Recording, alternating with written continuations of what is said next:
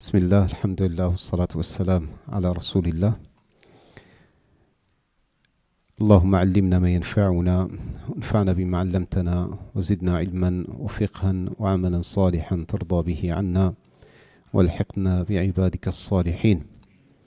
واجعل اللهم جمعنا هذا جمعا مرحوما وتفرقنا من بعده تفرقا ميمونا موفقا معصوما ولا تجعل فينا ولا منا ولا من بيننا شقيا ولا محروما. اللهم تقبل منا الصيام وتقبل منا القيام وتلاوة القرآن، واجعلنا اللهم من عتقائك من النيران في هذا الشهر المبارك الفضيل برحمتك يا رب العالمين، يا حنان يا منان يا رحيم يا رحمن. أما بعد، إخوة الإيمان، يتجدد بنا اللقاء ونحن على موعد جديد بأحاديث رسول الله صلى الله عليه وسلم. أخرج الإمام الترمذي وأبو داود رحمة الله عليهما من حديث النعمان بن بشير رضي الله عنه عن النبي صلى الله عليه وسلم قال: العبادة هو الدعاء. العبادة هو الدعاء، أو الدعاء هو العبادة. الدعاء هو العبادة. L'imam al-Tirmidhi ainsi que Abu Daoud rapportent avec une chaîne de transmission remontant jusqu'à Nu'man ibn Bashir, donc le compagnon du prophète sallallahu alayhi wa sallam wa radiyallahu anhu, qui dit que le prophète sallallahu alayhi wa sallam a dit: l'adoration c'est la supplication. L'adoration c'est la supplication. Ce hadith du prophète sallallahu alayhi wa sallam est exprimé d'une manière à définir de manière très précise ce qu'est l'adoration d'Allah tabaraka wa ta'ala. Si vous voulez une définition simple, c'est de définir l'adoration par le fait d'implorer et de supplier Allah tabaraka wa ta'ala. C'est ça le sens profond de l'adoration. C'est d'être avec Allah tabaraka wa ta'ala. C'est de demander à Allah. Et sache, quand tu demandes à Allah, tu es en train de l'adorer. Qu'il te réponde ou qu'il ne te réponde pas. Tout en sachant que Dieu répond tout le temps. Car Allah a promis. Allah a promis à toutes celles et ceux qui s'orientaient vers lui, qui l'imploraient, qui le suppliaient, de leur répondre. C'est une promesse. Y a-t-il quelqu'un qui tient ses promesses mieux qu'Allah? Hasha lillah, personne. Y a-t-il quelqu'un qui tient ses engagements comme Dieu le fait? Personne ne le fait comme Allah le fait. Et Allah, quand il promet, il tient sa promesse. Mais supposons, par l'extraordinaire, qu'Allah tabaraka wa ta'ala ne réponde pas à ton invocation. Supposons qu'il ne te réponde pas. Ne sais-tu pas qu'au moment où tu invoques Allah tabaraka wa ta'ala, tu es en train de l'adorer, c'est-à-dire qu'Allah subhanahu wa ta'ala t'a choisi, toi, un tel, fils d'un tel, pour adorer Allah tabaraka wa ta'ala à un moment où personne ne l'adore.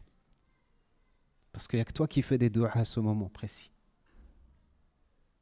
Et sachez que le prophète sallallahu alayhi wa sallam dit dans le hadith rapporté par Abu Huraira radiyallahu anhu, il dit: Laysa shay'un akram ala Allah tabaraka wa ta'ala min ad-du'a. Il n'y a pas une pratique plus noble, plus appréciable auprès d'Allah tabaraka wa ta'ala que le dua. Subhanallah al-Azim, le prophète sallallahu alayhi wa sallam nous a enseigné qu'il y a des moments particuliers pour faire dua. Il y a des moments où les duas ne sont jamais refusés. C'est-à-dire, c'est là où il faut profiter pour faire des duas.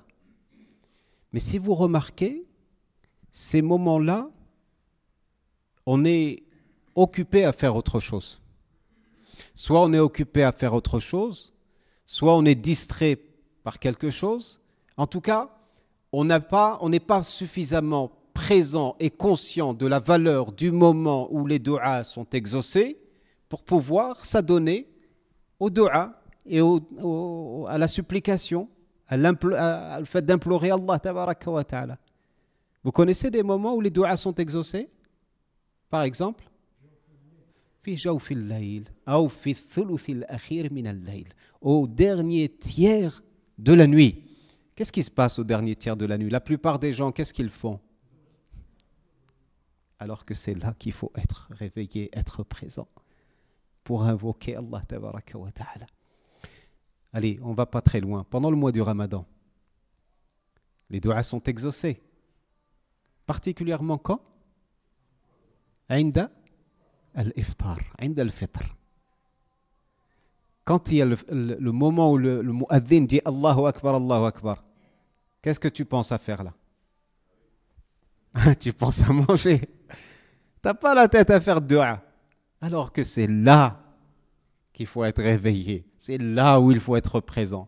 Et pareil, waqt as-sahar, c'est le dernier tiers de la nuit. Au moment où il faut manger pour se préparer, prendre des forces pour la journée. Mais ce moment aussi est un moment plein de bénédictions. Pas simplement pour le repas, mais pour invoquer Allah tabaraka wa ta'ala. Le prophète sallallahu alayhi wa sallam nous indique que le jour du vendredi, il y a une heure où les du'as sont exaucés. Pour beaucoup de savants, c'est à la fin de la journée. C'est-à-dire quand tu es fatigué, juste après l'asar jusqu'au maghrib, ce moment-là où tu es fatigué, tu n'as pas la tête à faire dua. Mais c'est là où il faut être réveillé. C'est là où il faut être présent. C'est là où il faut être actif. C'est là où il faut s'adonner et supplier Allah tabaraka wa ta'ala. Et Allah aime le serviteur qui le supplie. Allah aime le serviteur qui l'implore. Aime le serviteur qui l'invoque.